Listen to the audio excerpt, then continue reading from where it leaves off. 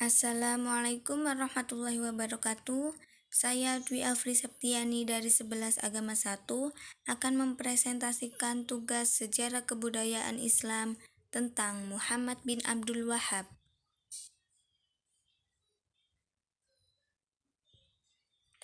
yang terdiri dari biografi Muhammad bin Abdul Wahhab dan ide pembaharuan Muhammad bin Abdul Wahhab.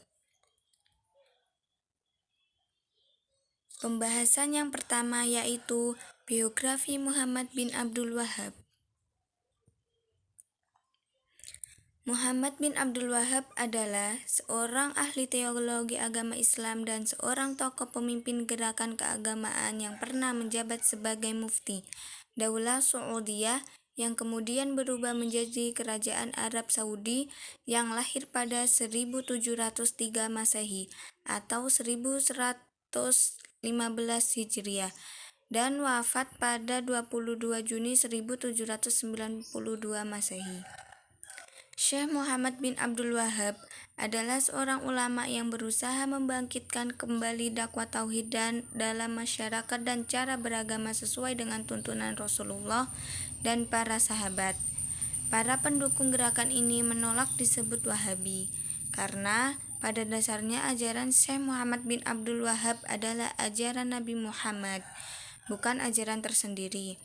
Karenanya mereka lebih memilih untuk menyebut diri mereka sebagai Salafiyun, mengikuti jejak generasi salaf, atau Muwahhidun yang berarti mengesahkan Allah.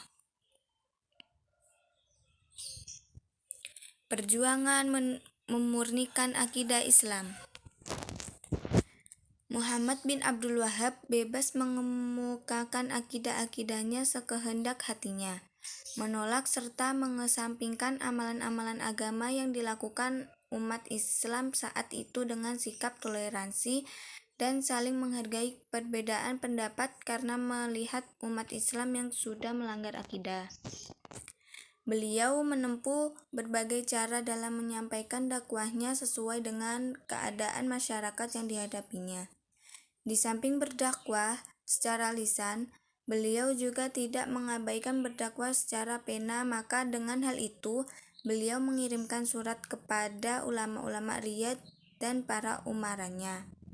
Berkat hubungan surat menyurat Syekh terhadap para ulama dan umaro, telah menambah kemasyhuran nama Syekh sehingga beliau disegani di antara kawan dan lawannya. Adapun buku-buku yang telah Syekh tulis yang dipakai di madrasah-madrasah ketika ia memimpin gerakan tauhid tentang maupun permusuhan yang menghalangi dakwanya, muncul dalam dua bentuk, yaitu permusuhan atau tantangan atas nama ilmiah dan agama serta atas nama politik yang berselubung agama. Dan yang kedua, ide pembaharuan Muhammad bin Abdul Wahhab. Pemikiran yang dikemukakan oleh Muhammad Abdul Wahhab adalah upaya memperbaiki kedudukan umat Islam terhadap paham tauhid yang terdapat di kalangan umat Islam saat itu. Di setiap negara Islam yang dikunjunginya, Muhammad Abdul Wahhab melihat makam-makam syekh tarikat. Setiap kota, bahkan desa-desa mempunyai makam syekh atau walinya masing-masing.